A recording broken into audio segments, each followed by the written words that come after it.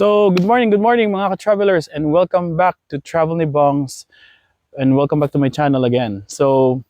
Ngayon meron kaming pupuntahan ngayon, kasama ko yung friend ko, si Raven. Siya yung naghahawak ng camera natin ngayon. And today is Saturday, 27th of January. May pupuntahan tayo ngayon, isang historical place na kilalang kilala dito sa Cavite. Etong historical place na to, isa rin siya sa mga treasurable or precious history dito sa Philippines. Ito yung kay Andres Bonifacio. Pupuntahan natin is yung Bonifacio Shrine located sa Maragondon, Cavite.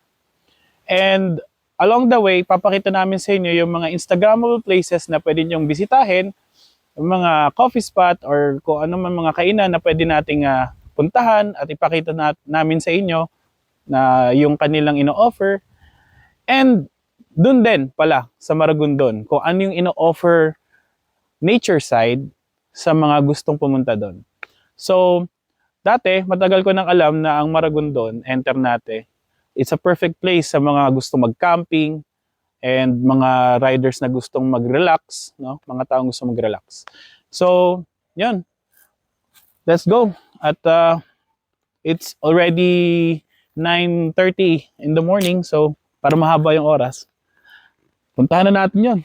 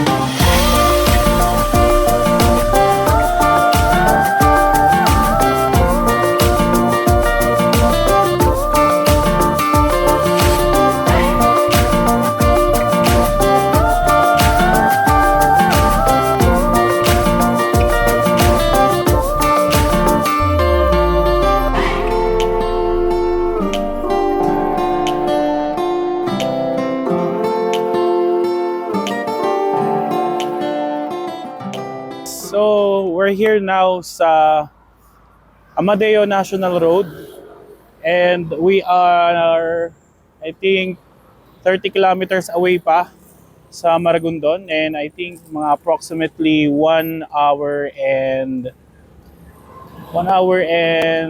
23 minutes.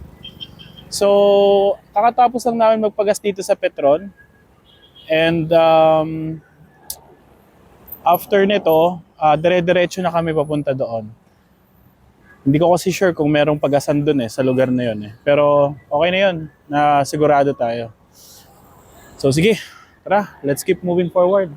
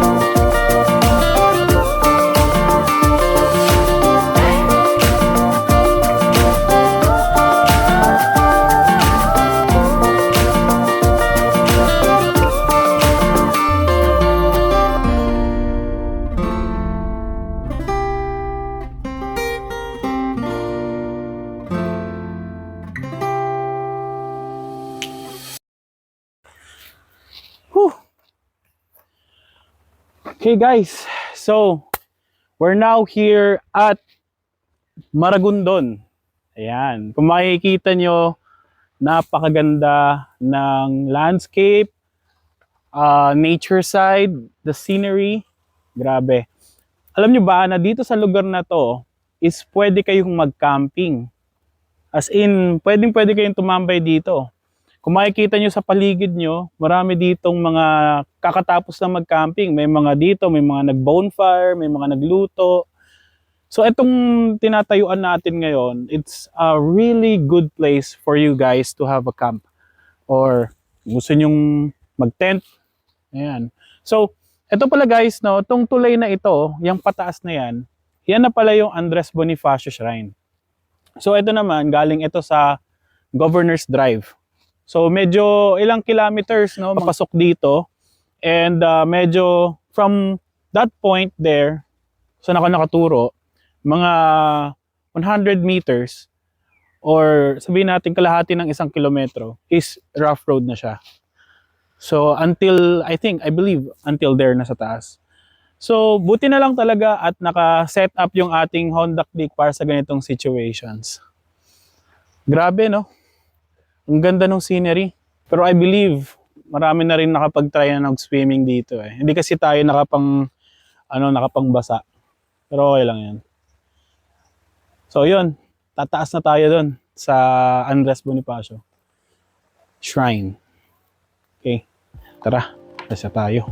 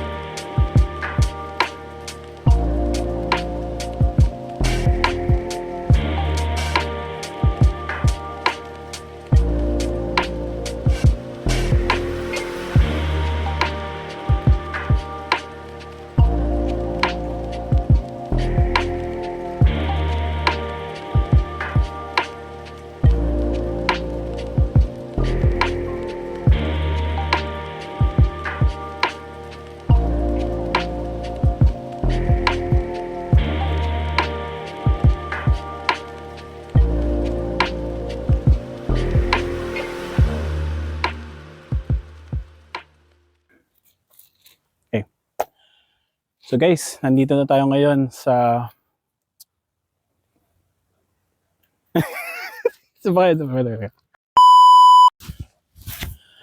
Okay, so guys, nandito na tayo ngayon sa Bonifacio Shrine, located here at Maragondon, Cavite. Kung makikita nyo naman, napakatahimik,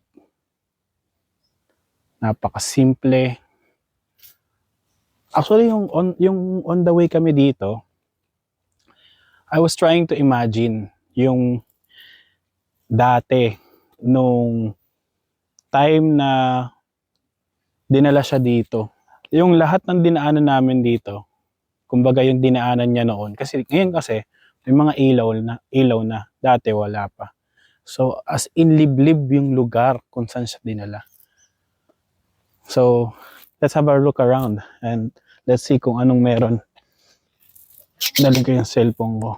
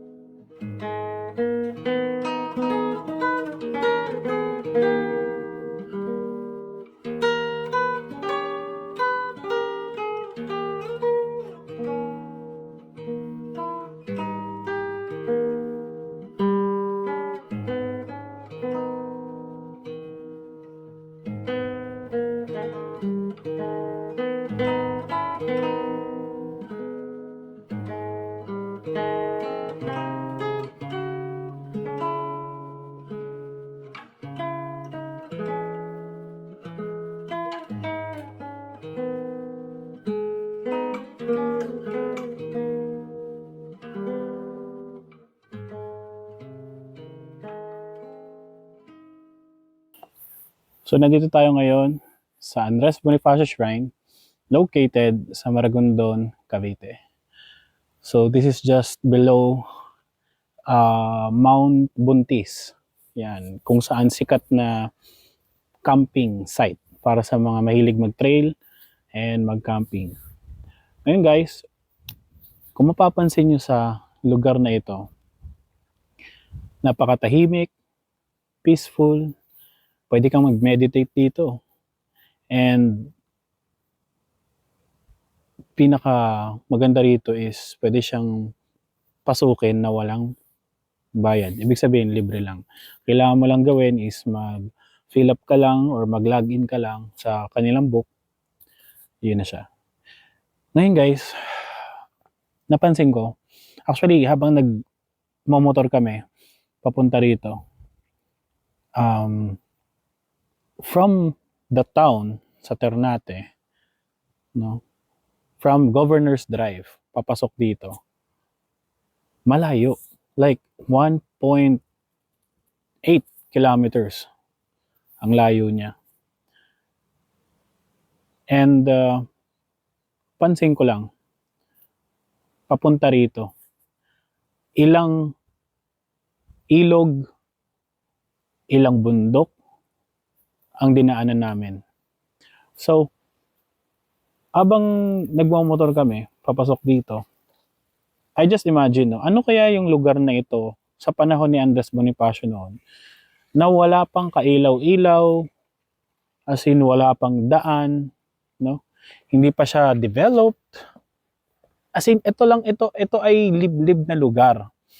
Ngayon, alam naman natin na hindi maganda ang nangyari kay Andres Bonifacio at yung kapatid niya. Alam naman natin na sila ay dinala dito para hindi mag-camping, pero sila ay pinaslang dito, binaril. Kung iisipin mo, dito pa sa malayong lugar, dito pa sa liblib na lugar na kung saan walang makakapunta sa panahon dati.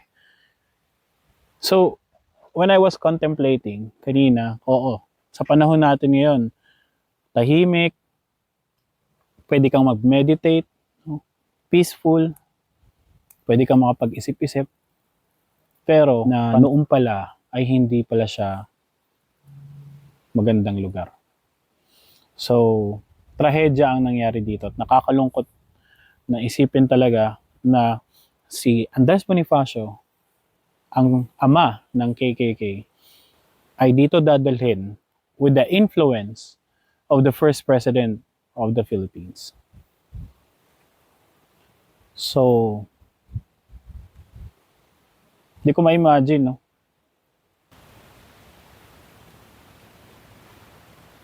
Grabe. Nandito lahat. Nandito lahat ang mga naganap noon. So, dito pa lang sa mga carving, sa mga statues, structures na ito, makikita mo noon, they are all shouting for freedom back then. Diba? They want the Philippines to stand against those enemies before. Ito, si Andres Bonifacio. Medyo mini-maintain pa, no? But guys, look. It's made still.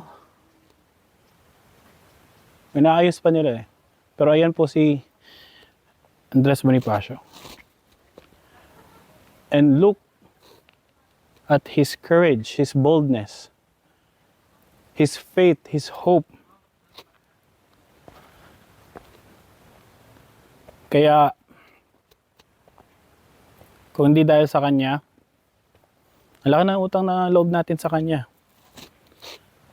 Kung hindi dahil sa kanya, wala tayo ngayon. I mean, kung ano yung nakikita natin, the surroundings natin, walang contribute yan, lahat yan, konektado. So, thank you, Andres Bonifacio. Yung sacrifice niya, hindi mapapalitan ng kahit ano. All you have to do, if you want to thank him, love your country.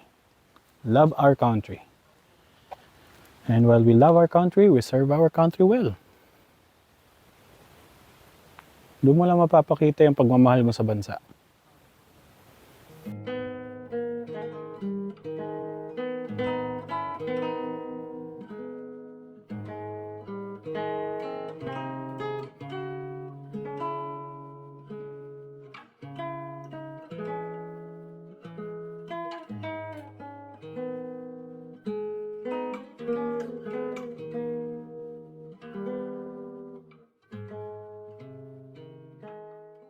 Kagandahan sa lugar na ito ay nag-develop sila, nag-upgrade na sila from this place to this place. Yung CR nila, pagdating sa linis, maganda. 7 out of 10. So, pwedeng bumisita rito at hindi kayo mamamblema kung may CR man. Dahil dito, meron talaga. And as you can see, the place is well developed na. Ang problema lang dito pala is signal. So, pagdating sa Smart, Sun, yun. Wala masyadong signal. Pero Globe, meron naman daw. Yung cellphone ko kasi is Smart. Kaya wala akong masyadong signal. At makikita nyo, ito pala, real-time earthquake monitoring system ng Department of Science and Technology. Dito na kikita natin, pagka may lindol, halimbawa, yung nangyari nung dati, sa Taal. Ito, nakikita mo yan sa makikita mo yan sa news na nagbo-broadcast sila. Here in Maragondon, one in Calatagan, one in Batangas, yung Taal mismo. Yan. Kaya, hindi lang siya shrine. Pati yung sa DOST. Naglagay din sila dyan.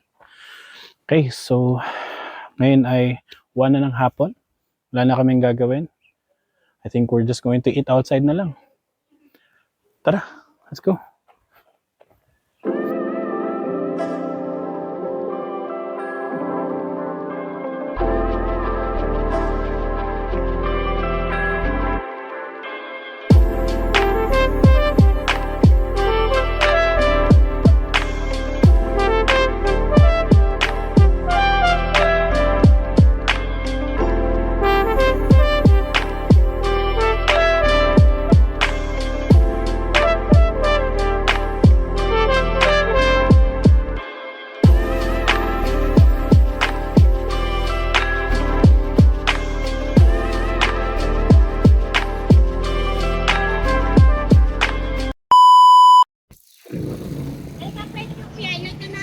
Ano po, travel po ni Bongs. Travel po. Apo, may Z po yun. B-O-N-G-Z. Apo. So guys, dito tayo ngayon sa Ternate. Shoutout kay Jade Store. Ayan, libre parking. So dito tayo ngayon sa Pares Mami. Dito tayo kakain ng lunch. Ano pong name nyo, ate? Ano pong pangalan niya? Ayan, bili kayo kala Ate Rena rin, dami dito, soft drinks, kape. Ayan. Sige. Sige po.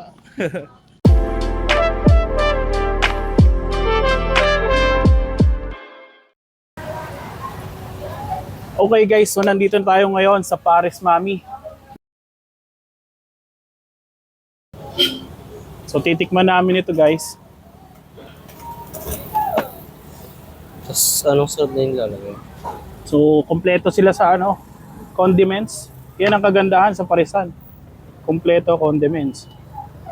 Siyempre, Bicolano tayo. Lagay natin, budbura natin yan ng sili. So, nga pala, eto si Raven. Yan. Ayun yung ating cameraman. So, shout out and very much thankful kay Raven. Kung wala si Raven, wala tayong shot. Kaya dahil sa time na binigay ni Raven, sa opportunity, lilibre natin siya ng pares. So, first time pala to ni Raven, no, na makagala ng malayo gamit ang motor. So, I make sure na safe naman kami at pinagpaalam ko talaga yan sa lola niya at saka sa mami niya. Kaya, Ito. yan. Kasi si Raven, gusto rin niyang maranasan yung pagmamotor. Kaya, naisipan ko, sama siya sa mga ganitong vlog, mga content. Para enjoy pa, no? So, tsaka first time din pala niyang kumain ng pares. Kaya, yun. Perfect timing lahat. Kamusta pala, Ben? Kamusta pala yung yung lakad natin ngayon? Okay naman, masaya. Tas madaming nakita nating views. Yun. Lapit lang, no? Layo din ako. Alayo. Ano naman? Kamusta naman ang rides? Sumakit ba puwet mo? Hindi naman, masaya. Saya. Sobra. Patay vision dito. Ayan. So, yun. Kakatapos lang namin mag-shoot or bumisita sa Andres Bonifacio Shrine. So, after nito, diretso na kami dito ata, itong kantong to, papasok. Dadaan kami ng Magallanes, pataas, papuntang Alfonso. Babaybayin naman namin yan.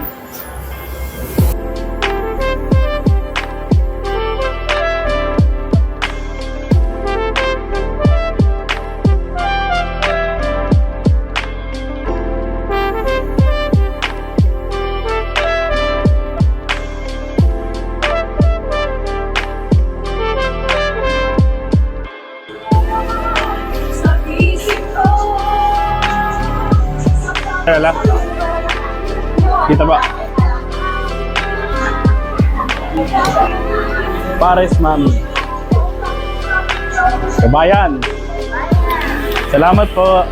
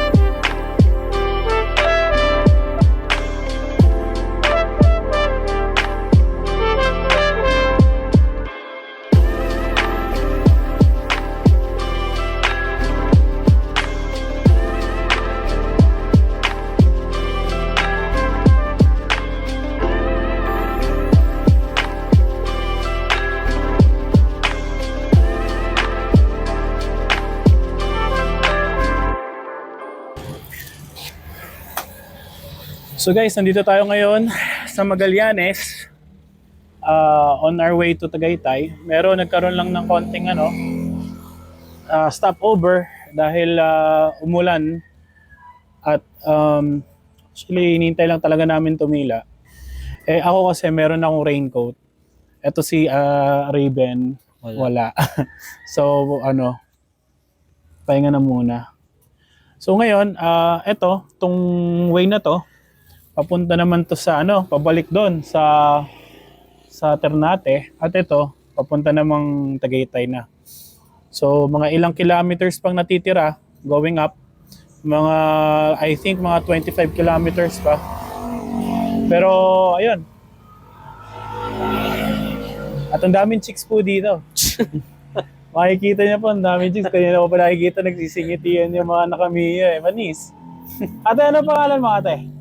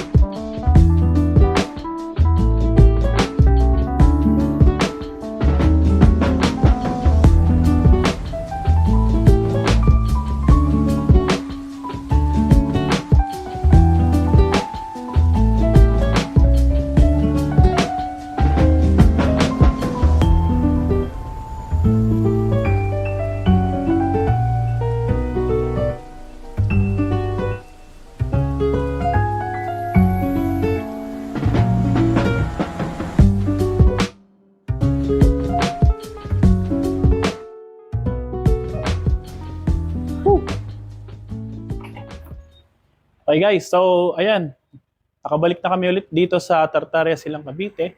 Grabe, it is one of a unique and beautiful ride na na-experience namin. Throughout the journey papunta doon, ang pinakamaganda doon is from here going to Silang, Amadeo, Indang, at simula sa Indang papunta na doon is ang makikita nyo ay talagang tanawin at sakahan and the scenery, the landscape. So, after noon, pumunta kami dun sa, pumunta nga kami sa Andres Bonifacio na shrine. And akala ko, personally, no, honestly, akala ko malapit lang siya dun sa main road or dun sa Governor's Drive. Pero, ang layo pa pala nun. So, ang dami kong realization din tungkol dun sa place na yon. May kinainan kami doon, yung Kabayan, Pares Mami. Sa mga gustong, sa mga pupunta ng Ternate, I invite you to try their Pares tsaka Mami. Nako, sabi ko sa inyo, hindi kayong magsisisi. Halagang 60 pesos. Pero na kayong Pares na talagang matagal niluto. And dahil matagal siya niluto, mas malasa siya. Meron din sila doon na tag 80 pesos yung Pares na merong lechong kawali. Nako, kailangan nyo matry yun. So, after nun, diretso kami sa Magallanes, and Magallanes, tinaas namin ng Alfonso, umikot kami. And Alfonso, Mendez, and going back here. So, overall, mga 6 hours drive, and mga nasa 60 kilometers. Lahat yon papunta doon and yung inikot namin. Or baka more pa, mga 80 kilometers. Pero ang masasabi ko lang, worth it at napakaganda ng naging biyahe namin papunta doon. So, hanggang dito na lang yung content namin, and thank you very much for watching again dito sa channel ko, sa Travel ni Bongs.